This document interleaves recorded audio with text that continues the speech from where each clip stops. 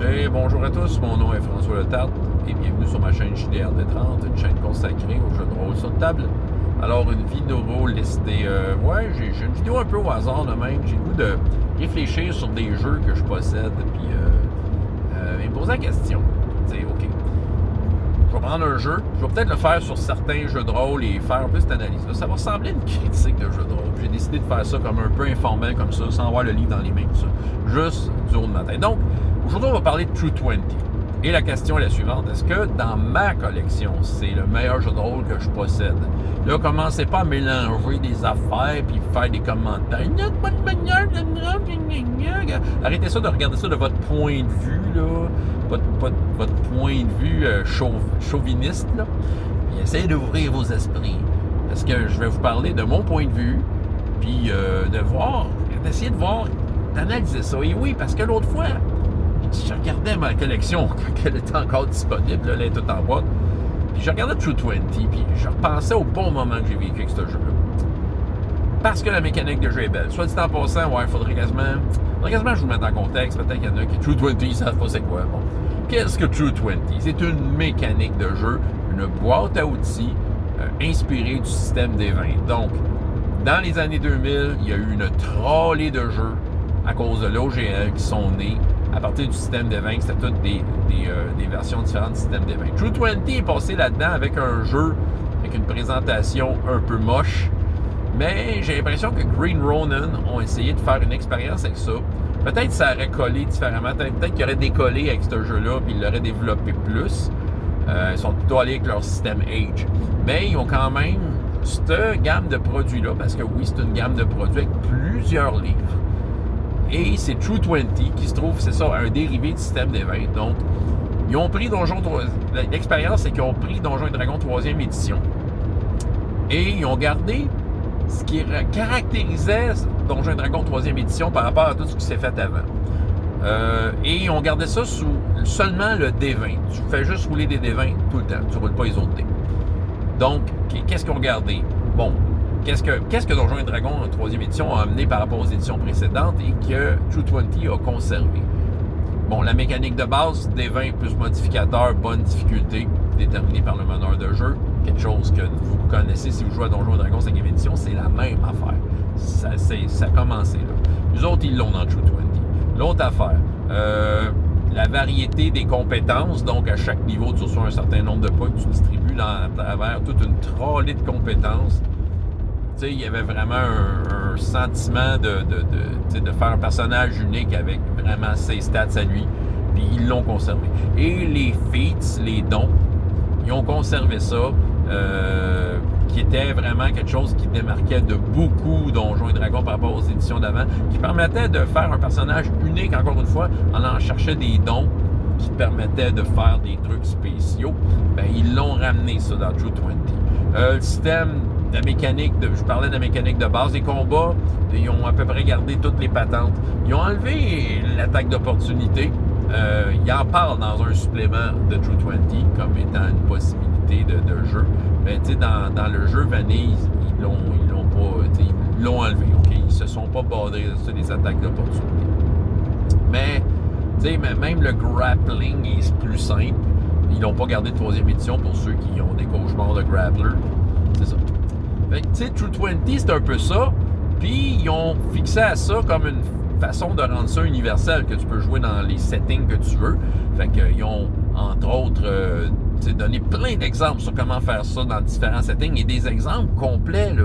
Ils donnent vraiment des exemples d'univers complets, sans trop de détails, mais juste te montrer que dans le futur, ça peut ressembler à ça, Moyen-Âge peut ressembler à ça, contemporain. Ils te le donnent dans le livre, puis ils te montrent un peu comment ils ont bidouné leur système pour l'amener à ce qu'il soit optimal. Fait que c'est ça. Fait que dans le fond, ils sont... ils essaient de te montrer à quel point c'est une boîte à outils. Déjà en partant, c'est pas mal le fun.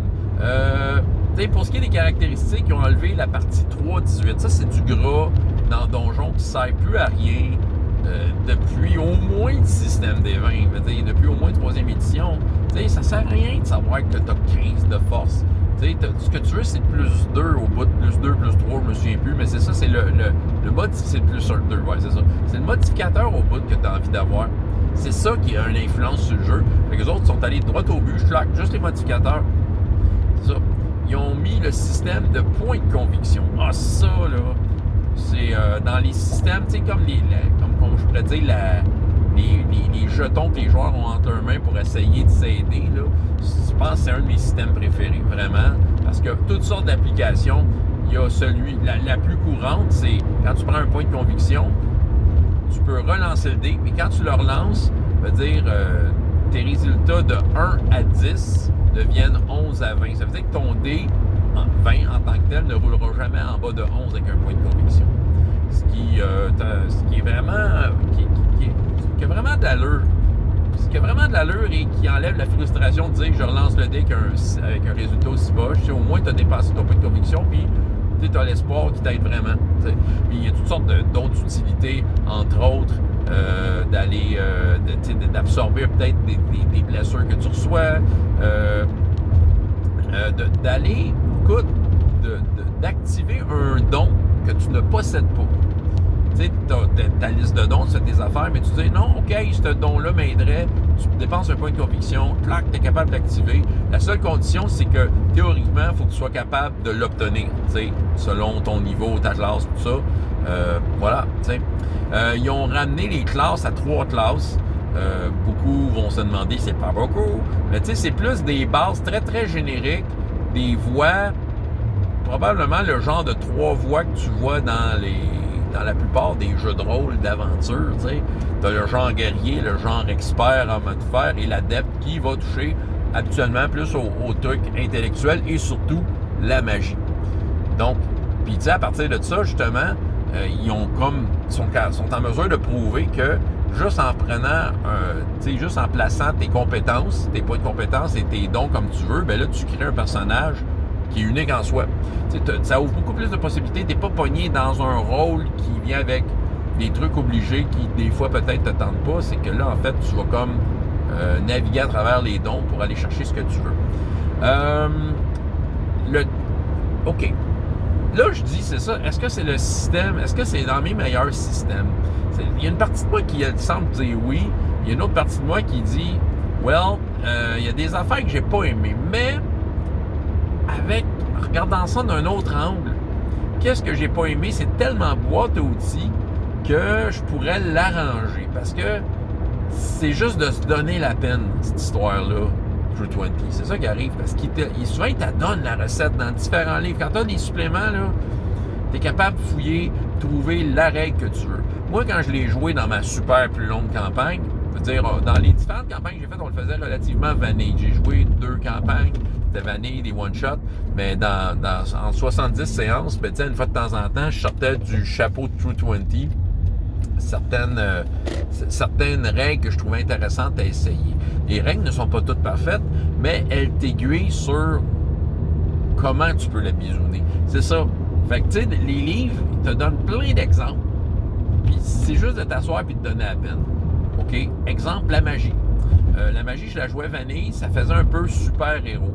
Mais il y a moyen de bisouner ça. Il te donne plein de façons de l'interpréter différemment. Vraiment, il t'outille à fond. Puis il y a même un autre supplément que je m'étais acheté en PDF, ça s'appelle True Sorcery, qui était destiné pour n'importe quel produit des vins de l'époque, mais tu sais, il y a une grosse tendance True 20 dedans. Fait qu'il y avait plusieurs façons d'apporter la magie.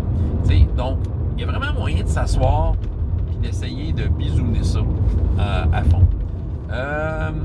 Quoi d'autre? Il y a aussi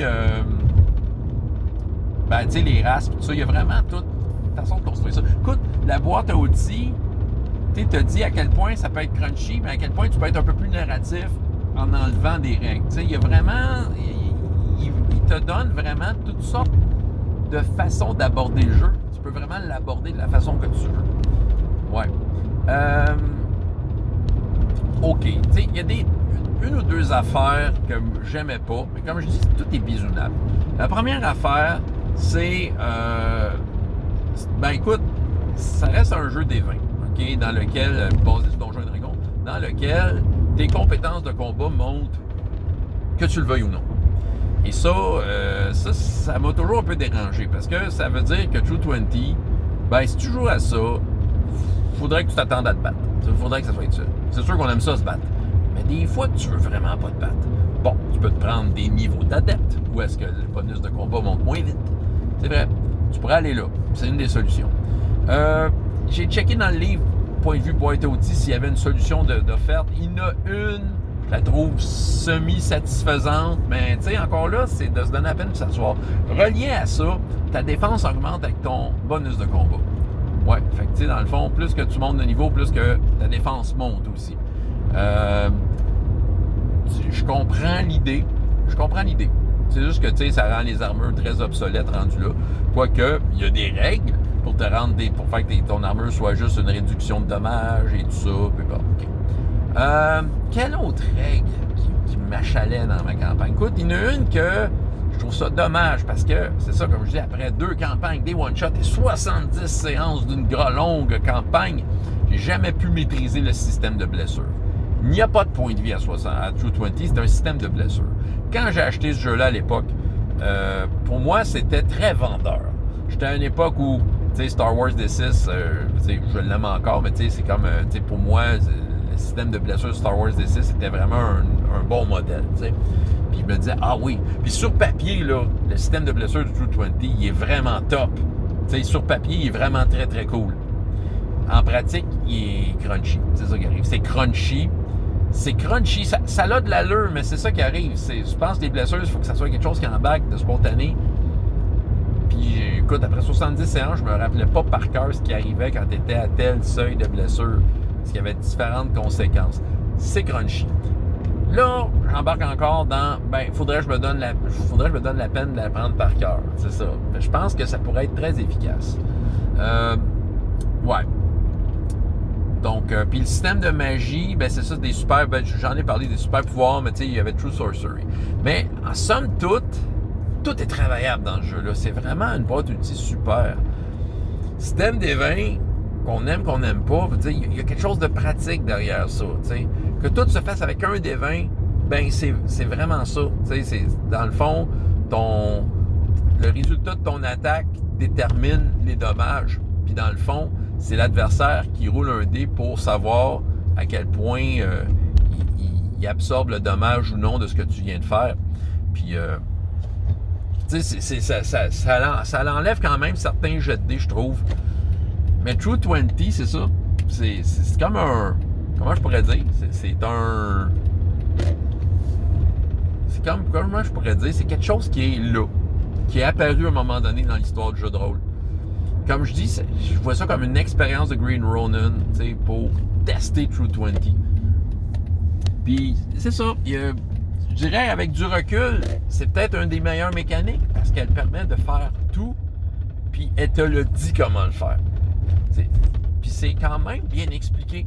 C'est ça. Fait que, tu sais, je me lance, c'est ça. C'est un débat, je me lance à moi-même, mais tu sais, je trouve qu'il y a un bon équilibre entre le crunch, puis, tu sais, un laisser-aller narratif qui peut être bénéfique pour le genre de game que je fais. Est-ce qu'un jour je vais y revenir? Je ne sais pas. Mais reste qu'à toutes les fois que je pose des jeux ce jeu-là, je me pose toujours la question, est-ce que présentement, c'est la meilleure mécanique de jeu que j'ai dans ma collection? Fait que c'est ça. Ça me tentait de vous parler de True 20, de ses bons côtés, puis c'est ça, de me laisser aller à des hypothèses. Fait que c'est ça, True 20. C'est ça. François Letarte, JDR Détente, et jusqu'à la prochaine fois, il y a autant de plaisir dans la vie que dans les jeux. Au revoir.